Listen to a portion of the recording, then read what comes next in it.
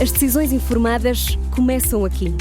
Apoie o jornalismo independente e garanta acesso aos artigos de opinião exclusiva. A verdade não tem preço, mas as notícias que dão forma aos seus hábitos de leitura, sim. Agora, com 20€ de desconto. Assine em observador.pt.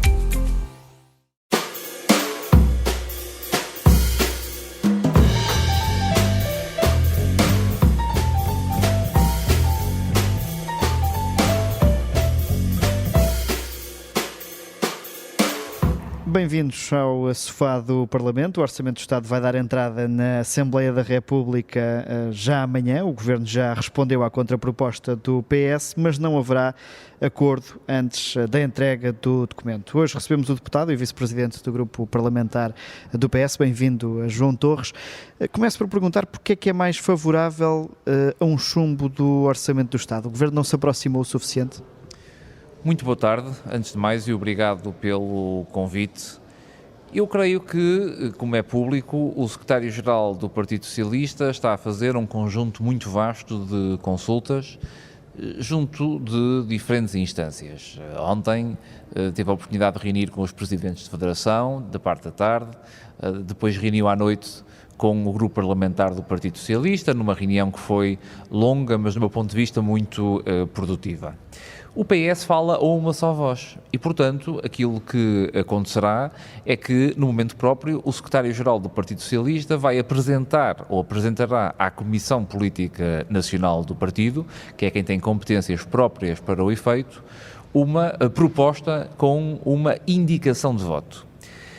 Aquilo que teve a oportunidade de referir na sua questão prende-se a uma intervenção que ontem fiz numa reunião à porta fechada, numa reunião privada, onde as pessoas tiveram a oportunidade de expressar os seus pontos de vista, não necessariamente atendendo a que esses pontos de vista fossem tornados públicos.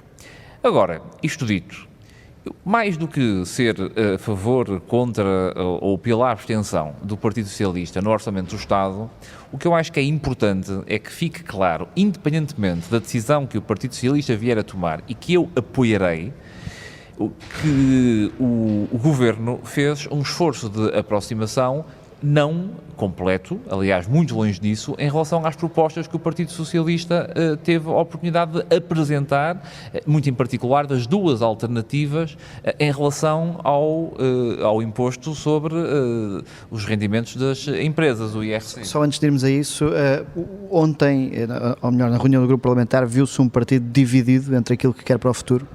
De todo. Não é verdade. O Partido Socialista não está mesmo dividido. Eu acredito que algumas pessoas, da leitura que alguns órgãos de comunicação social que foram obtendo fontes, que aliás muitas vezes deturpam um bocadinho o sentido ou o tom de quem faz declarações dentro de uma sala onde decorre uma reunião privada.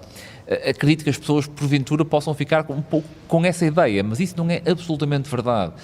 E eu acho que houve pessoas que foram mais taxativas na defesa de uma ou de outra posição, mas eu acho que, no essencial, toda a gente, ou a maioria das pessoas que interveio, naturalmente tem dúvidas. Eu, pelo menos, acho que a dúvida em abstrato é muito plausível, sobretudo quando discutimos questões desta complexidade e desta natureza. O secretário-geral não está encostado à parede para tomar uma decisão face a outra?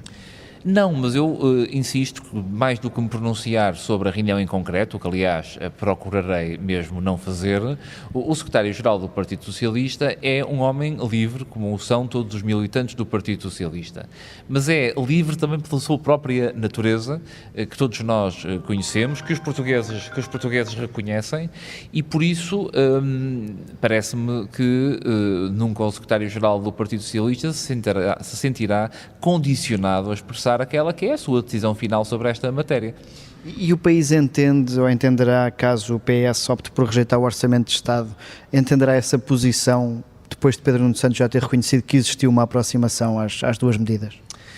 O Partido Socialista decidiu focar duas matérias, duas áreas do Orçamento do Estado para o ano 2024, de entre dezenas ou centenas que poderia ter escolhido. Vamos lá ver. Uma proposta de lei de um Orçamento do Estado é, antes de mais, uma lei, tem um conjunto muito vasto de artigos e reflete nos mapas financeiros e orçamentais um vasto conjunto também de políticas públicas e de medidas de política que manifestamente são hoje de direita no nosso país. E nós temos de dizer isto, verdadeiramente a natureza do atual Partido Social Democrata não é diferente da natureza do Partido Social Democrata de Pedro Passos Coelho. O Partido Social Democrata não é o que foi na década de 90 ou o que foi na década de 80 ou mesmo na década de 70 quando foi criado. É hoje um partido muito mais liberal, é um partido verdadeiramente neoliberal. Com certeza que se distingue da iniciativa liberal, mas é um partido que tem claramente uma tendência mais à direita, sobretudo no campo económico, mas também no campo social, do que há uns anos atrás. E mais passista do que cavaquista, como quer Luís Montenegro? Tenho essa impressão, não querendo bipolarizar em torno dessas duas personalidades, até porque, enfim, paradoxalmente, nesse sentido, uma delas tem sido mais vocal na defesa do Primeiro-Ministro e não tem sido o Dr. Pedro Passos Coelho. Agora, o PS podia ter optado por apresentar 5, 10, 15 áreas onde pretenderia chegar a um acordo com o Governo. Escolheu apenas estas duas. E a contrapartida para que o Governo fosse ao encontro das medidas do Partido Socialista em sede de fiscalidade, quer no que diz respeito ao IRS jovem, quer no que diz respeito ao IRC, é a viabilização de todo um orçamento de direita. Mas só agora entrou no discurso a questão de terem que ver o documento porque há centenas de medidas. Isto é uma tentativa de ganhar tempo para perceber a postura do PSD durante os próximos dias ou semanas? Não, eu penso que não foi só agora que o Partido Socialista disse que precisava de ver o orçamento do Estado, mas em todo o caso diria o seguinte: nós só procuramos como contrapartida para viabilizar um orçamento que é de direita, duas áreas onde, do meu ponto de vista, o Partido Social Democrata, o Governo, o Dr. Luís Montenegro, não teriam outra opção que não a de fazer um esforço muito maior do que aquilo que for feito para ir ao encontro do Partido Socialista. Já para não dizer que em relação ao IRS jovem, Miguel, se me permite, o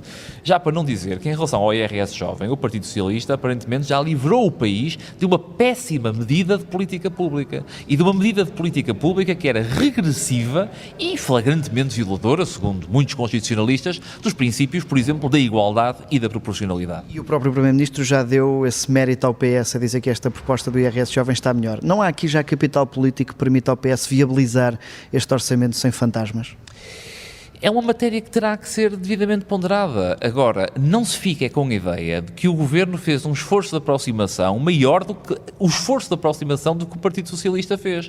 Porque o Partido Socialista, em contrapartida, pela viabilização de um orçamento do Estado inteiro, como há pouco referia, reflete dezenas, centenas de medidas de política pública que são hoje de direita no nosso país, fundamentalmente de direita no nosso país, e que estão refletidos nos mapas financeiros e orçamentais, apresentou ou focou-se em apenas duas áreas. O IRS jovem, sendo que quem lançou o IRS jovem em Portugal foi, e bem, o Partido Socialista, mas a proposta que inicialmente foi apresentada pelo Dr. Luís Montenegro e, aliás, apoiada nessa altura por vários membros do Governo, de forma absolutamente acrítica, era um escândalo para o nosso país, desculpa a utilização desta expressão mais forte, e no que diz respeito ao IRC também não é uma discussão propriamente nova. O Partido Socialista, desde há muito tempo, aliás, isso aconteceu na própria campanha das eleições legislativas do ano 2022, que defende uma descida seletiva do IRC, uma descida com propósito do IRC. Essa discussão já foi travada, por exemplo, entre o Dr. António Costa e o Dr. Rui Rio. As posições do Partido Socialista sobre essa matéria são conhecidas e refletem também, neste campo em específico, uma visão e um modelo de sociedade e de fiscalidade para as nossas empresas. Ora, se o Dr. Luís Montenegro, se o PSD, se o Governo não são capazes de se aproximar do PS nestas duas medidas, sendo que fizeram uma boa aproximação no IRS jovem, mas não uma aproximação total e uma muito pálida ou quase inexistente aproximação no caso do IRC, bom, se não são capazes de o fazer, tendo como contrapartida a aprovação aprovação de um orçamento inteiro, ou viabilização, assim é que é, porque o PS jamais votaria a favor, pois então eu acho que, com toda a sinceridade, o caminho fica aberto para o Partido Socialista, em consciência, ouvindo as pessoas que entender dever ouvir, tomar uma qualquer de duas decisões. Ou viabilizar o orçamento do Estado, abster-se, ou votar contra. Porque também é muito importante, e este aspecto tem que ser chamado à colação, que, sobretudo num momento em que a extrema-direita tem hoje, infelizmente, mais força na Assembleia da República, é muito importante que o Partido Socialista se distinga, naturalmente da extrema-direita, mas numa perspectiva mais macro, da direita no seu conjunto. E acha que é isso que fica em causa caso viabilize o Orçamento do Estado? É que essa distinção seja mais difícil de fazer? Ou vou até mais longe, uma viabilização entrega à liderança da oposição ao Chega? Isso é naturalmente a sua interpretação, que eu compreendo, e é naturalmente uma leitura respeitável. Agora, é deste equilíbrio fino de diferentes variações, ou de diferentes interpretações, ou de diferentes posturas e atitudes face a uma ou outra matéria, que o Partido Socialista terá de se pronunciar. Agora, eu não faço disto um caso. As democracias maduras, as democracias mais maduras da União Europeia, levam por vezes semanas e meses a discutir orçamentos do Estado. Imagino como deverá ser em contínuo a negociação no governo alemão, que é chefiado por um social-democrata, mas que integra liberais e verdes. Imagino, como é relativamente público, como será formar um governo, ou como foi e tem sido formar um governo na Bélgica. Ou dizer que vamos ter que esperar por 31 de outubro para conhecer a posição do PS, ou corremos esse risco? Não sei, eu acho que o Partido Socialista não tem pressas em relação a dar uma nota pública sobre esta matéria e que isto tem que ser encarado como uma dimensão da própria democracia, da própria vitalidade do nosso sistema e do nosso regime democrático.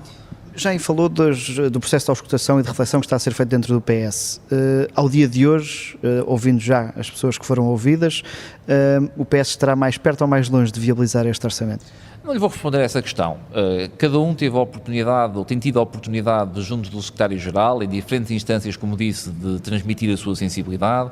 Às vezes as sensibilidades que são transmitidas não são sensibilidades definitivas, na perspectiva de que são apenas contributos para uma boa discussão, e desse ponto de vista o ambiente da reunião do grupo parlamentar foi extraordinariamente saudável, como acredito que estará a ser em outras reuniões que o Secretário-Geral do PS tem promovido e que são também de caráter relativamente público no que diz respeito à sua ocorrência. E há aqui também posições públicas, por exemplo, Francisco Assis, que tem pressionado nos últimos dias para uma viabilização. Esta pressão de figuras do PS para a viabilização não retira aqui margem a Pedro Nuno Santos? Eu acho é que todos devemos acompanhar as diligências que são feitas pela Direção Nacional do Partido e, em particular, pelo Secretário-Geral. E aquilo que me foca, a mim, enquanto dirigente do Partido Socialista, mas também enquanto militante e como cidadão, é em dar conta da estratégia que o Partido Socialista tem vindo a seguir. Porque essa estratégia parece-me ser acertada, parece-me ser adequada.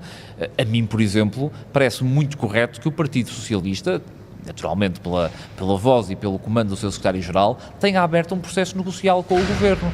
A forma como ele encerrou, como foi ontem anunciado pelo Primeiro-Ministro, é que pode merecer interpretações distintas consoante o nosso ponto de vista. Não censuro ninguém por exprimir a sua opinião pública.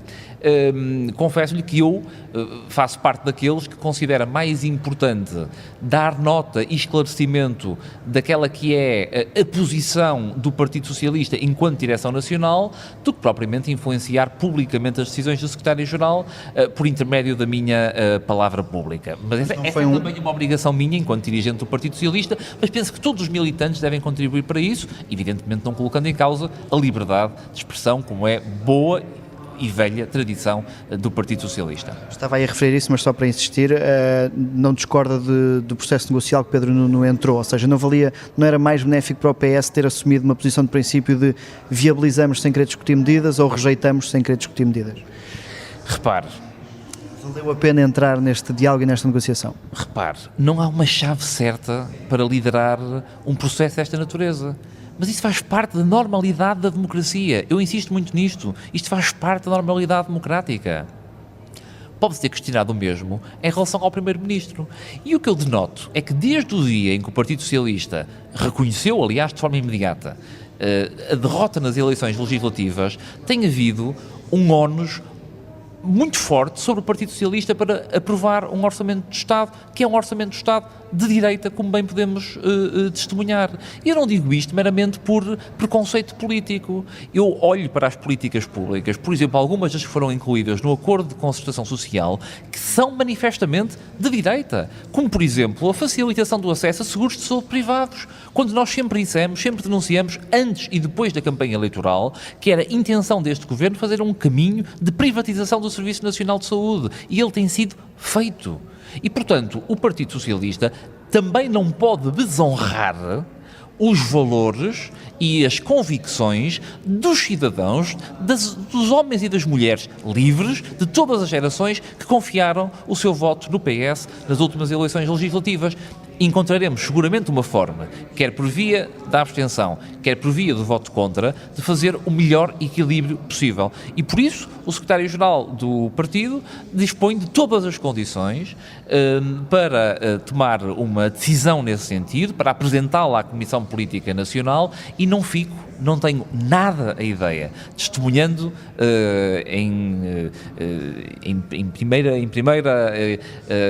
na primeira fila, praticamente de forma literal, o que tem sido este processo dentro do Partido Socialista. Parece-me que há muito menos tensões do que aquilo que muitas vezes quer fazer parecer. Cada um quer dar o seu contributo, cada um quer sublinhar um ponto de vista ou uma sensibilidade, e isso é positivo. O Partido Socialista é mesmo um partido democrático nestas matérias. O PS acredita que Luís Montenegro está empenhado nestas negociações sem estar à procura de pistas alternativas, até mesmo depois da entrevista do Primeiro-Ministro, que afasta mais uma vez negociações com o Chega, que apelida de catavento, ou seja, reconhece que há um empenho de Montenegro em negociar só com o PS? Mas repare, em relação ao IRS jovem e ao IRC, ao IRS jovem, que inicialmente o Dr. Luís Montenegro defendia e que agora abandonou, e em relação ao IRC, há várias bancadas, sobretudo no que diz respeito ao IRC, presumo, que concordam com a visão do Dr. Luís Montenegro. Sabe que bancadas são essas? É a bancada do CDS-PP, para além da do PSD, da Iniciativa Liberal e do Partido Chega. Se o Dr. Luís Montenegro considera que a primeira missão que tem enquanto Primeiro-Ministro, que o primeiro compromisso que não pode de forma nenhuma burilar, é o compromisso de descer os impostos para as empresas, e em particular para as empresas que têm uma maior dimensão, porque serão essas as primeiras beneficiadas com a descida do IRC, então, se não quer fazer um acordo à direita com os partidos que partilham e comungam dessa visão, tem que fazer um enorme esforço de aproximação em relação ao Partido Socialista. E é preciso dizer isto, não foi totalmente ao encontro, manifestamente, pelo contrário, não foi totalmente ao encontro daquelas que foram as medidas de política que o Partido Socialista decidiu trazer a debate para a discussão do Orçamento do Estado para o ano 2025, quando poderia, como já tive a oportunidade de mencionar, ter focado em tantas outras que deixamos um pouco para segundo plano, tendo como contrapartida a possibilidade de viabilizar um orçamento inteiro de direita. Já aqui na nossa reta final, caso o orçamento seja chumbado, o país deve ir a eleições antecipadas? Eu não vou fazer esse tipo de julgamento. Há uma coisa que lhe vou dizer sobre esta matéria que me parece ser absolutamente clara. O Partido Socialista, e muito menos o seu secretário-geral, jamais disse que queria eleições antecipadas. O Partido Socialista, e muito em particular o seu secretário-geral, jamais disse que queria eleições antecipadas. Muito pelo contrário. Se durante um longo período de tempo, destes quase 6 meses de governação, houve alguma sensibilidade ou alguma formação político-partidária ou algum dirigente político-partidário que pareceu mostrar uma vontade de ir a eleições, pelo menos numa primeira fase, foi mesmo o PSD e o Dr. Luís Montenegro. Pede a palavra para que efeito? Para a defesa da honra, Sr. Presidente. Essa resposta entronca com a pergunta final. Nós temos aqui este momento chamado Defesa da Honra. Porquê é que para o PS não compensa mais ir a eleições já e tem rejeitado eleições? Ou seja, não seria mais benéfico para Pedro Nuno Santos poder ir às urnas já? Acha que daqui a 2 anos ou 4 terá a oportunidade ainda de ser esse secretário-geral a ir às urnas? Se há coisa que nós devemos apontar, do meu ponto de vista, como muito positivo em todo este processo, é que esses cálculos eleitorais, essas táticas, não estão a presidir à reflexão do Partido Socialista e à reflexão do secretário-geral do Partido Socialista. E por isso, nós não estamos, nem vamos tomar nenhuma decisão com base nos cálculos eleitorais, nas táticas eleitorais, que também são legítimas em política. Vamos tomar uma decisão tendo em conta aquela que foi a votação e a representação que foi associada e que foi aportada e investida ao Partido Socialista nas últimas eleições legislativas e considerando também e sempre, em primeiro lugar, o interesse nacional. João Torres, obrigado pela disponibilidade para se juntar ao sofá do Parlamento, que está de regresso ao Observador na próxima quarta-feira.